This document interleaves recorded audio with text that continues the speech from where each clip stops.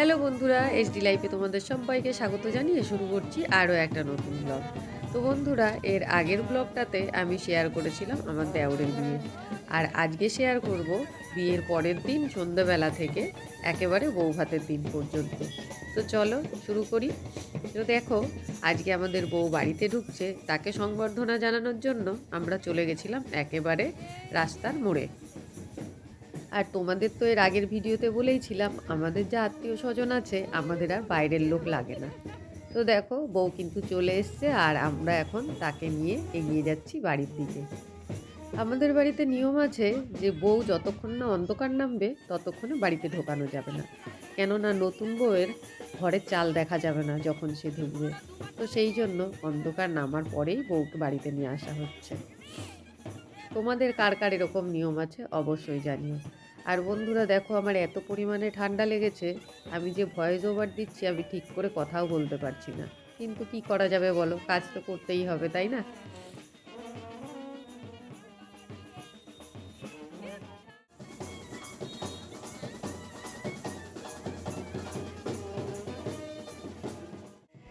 তো বন্ধুরা চলে এলাম দেখো একেবারে আমাদের পাড়ার মোড়ে। এখানে মায়ের মন্দির আছে, সেইখানে আগে বউ বর দুজনে মিলে প্রণাম করবে, তারপরেই বাড়িতে ঢোকানো হবে। আমাদের পাড়াতে যতগুলো বিয়েই হোক না কেন, ঠিক এইখানে এসে আগে মায়ের মন্দিরে প্রণাম করা হয়, তারপরে বাড়িতে নেওয়া হয়। শুধু জানো তো, আমার বেলাতে একটু অন্যরকম নিয়ম হয়েছিল, কেননা আমি তো আমার শ্বশুর বাড়িতেই আমার বিয়ে হয়েছে, তাই আবার আর আলাদা করে এখানে প্রণাম করা হয়নি। একেবারে শ্বশুরবাড়িতে বিয়ে হয়ে একেবারে শ্বশুরবাড়ির মায়ের মন্দিরেই আমি প্রণাম করেছিলাম। তো যাই হোক, দেখো বর বউ এখানে প্রণাম করতে চলে এসেছে, আর আমাদের পাড়ার লোকজন কিন্তু খুব আগ্রহী নতুন বউকে দেখার জন্য। তাই সবাই মিলে এখানে অপেক্ষা করছি, নতুন বউ প্রণাম করে বাড়ির দিকে যাবে, আর পাড়ার সবাই নতুন বউয়ের মুখটা দেখবে।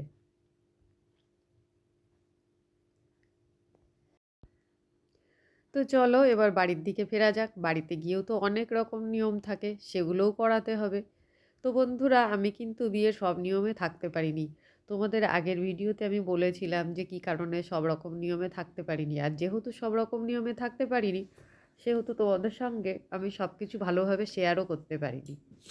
তো চলো, বর বউর এখানে প্রণাম করা হয়ে গেল, এবার বাড়ির দিকে যাওয়া যাক। তোমাদের একটু আগে বললাম আমাদের বাড়ির মন্দিরেই আমি প্রণাম করেছিলাম একেবারে বিয়ে হয়ে যাওয়ার পর। তো দেখো, এই যে আমাদের বাড়ির মায়ের মন্দির, মোড়ের মাথার মায়ের মন্দিরে প্রণাম করে তারপরে বাড়িতে ঢুকে আগে দেখো মায়ের মন্দিরে প্রণাম করে নিল, তারপরে এবার বরণ করে বর বউকে ঘরে ঢোকানো হবে।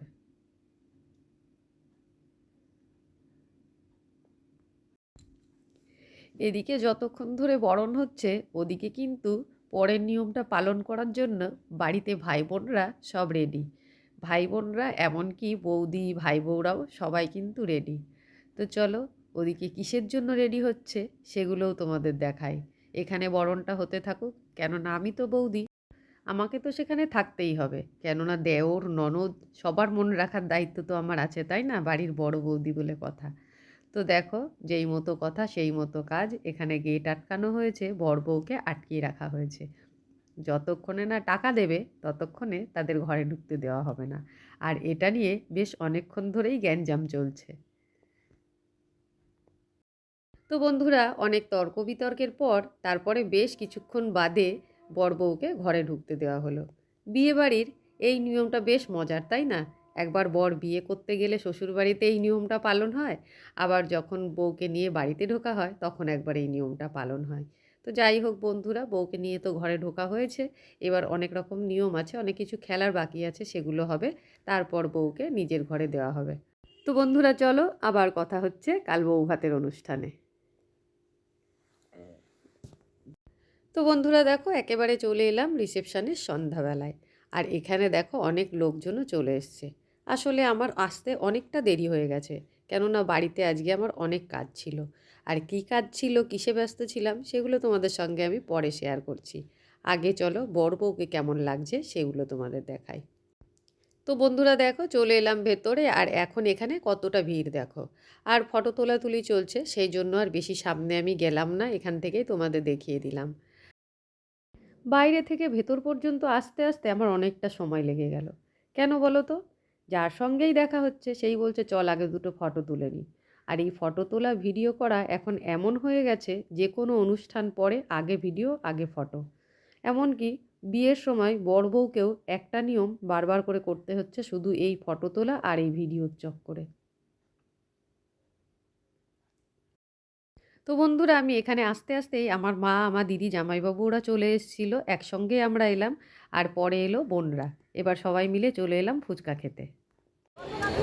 লুচির জায়গা থাকবে তো পরে?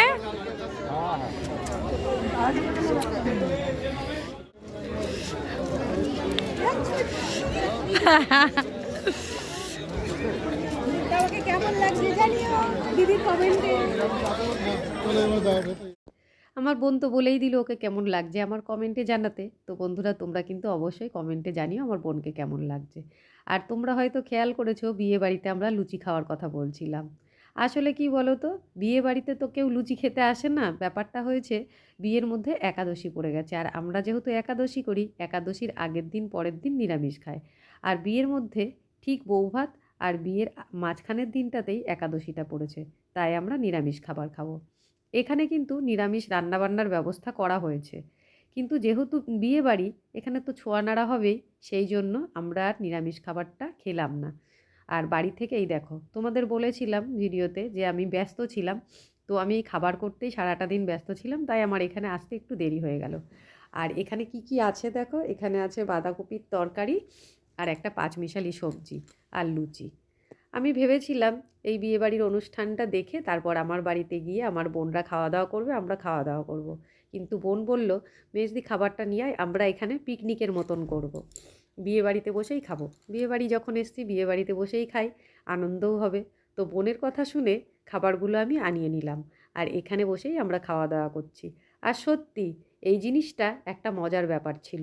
বিয়েবাড়ির অনুষ্ঠানে এই প্রথম অভিজ্ঞতা আমাদের যে আমরা বাড়ি থেকে খাবার নিয়ে এসে খেলাম আর সবাই মিলেমিশে খেলাম।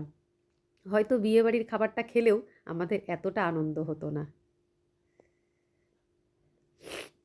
তো বন্ধুরা দিদিরাও তো এসেছিল বিয়ে বাড়িতে, যেহেতু দিদিরা একাদশী করে না তাই ওরা খেতে গেছিলো আর আমরা এদিকে বসে খাচ্ছিলাম। তাই দিদিদের সঙ্গে আর তোমাদের কথা বলানো হলো না। আর ওরা যেহেতু ট্রেন ধরবে, খেয়ে উঠতে না উঠতে ওদের টাইম হয়ে গেছিলো, ওরা আগে বেরিয়ে গেছে। আর এখন দেখো বোনরাও চলে যাচ্ছে, ওরা এগিয়ে যাবে আমরাও এগিয়ে যাব বাড়ির দিকে। তো সবাই মিলে আনন্দ করার পর যখন সবাই চলে যায় না, তখন না মনটা খারাপই লাগে। আচ্ছা, টাটা, বাই বাই। হ্যাঁ, অনেকটা সময় সবাই মিলে একসঙ্গে কাটিয়ে তারপর দেখো বাড়িতে যাচ্ছি দুজন মিলে একা একা। সত্যি আনন্দের টাইমটা কি তাড়াতাড়ি কেটে যায়, তাই না? তো যাই হোক বন্ধুরা, আমরা দুজন এখন বাড়ি যাচ্ছি, ছেলে এখনও বাড়ি যায়নি, ও ওখানে খাওয়া দাওয়া করছে, খেয়ে দিয়ে তারপর একবারে ও বাড়িতে আসবে। তো চলো বন্ধুরা, আমার আজকের ভিডিওটা তোমাদের কেমন লাগলো অবশ্যই কমেন্টে জানিও। যদি ভালো লেগে থাকে একটা লাইক কমেন্ট শেয়ার করে দিও। তো চলো আজকের মতন এই পর্যন্তই, টাটা বন্ধুরা।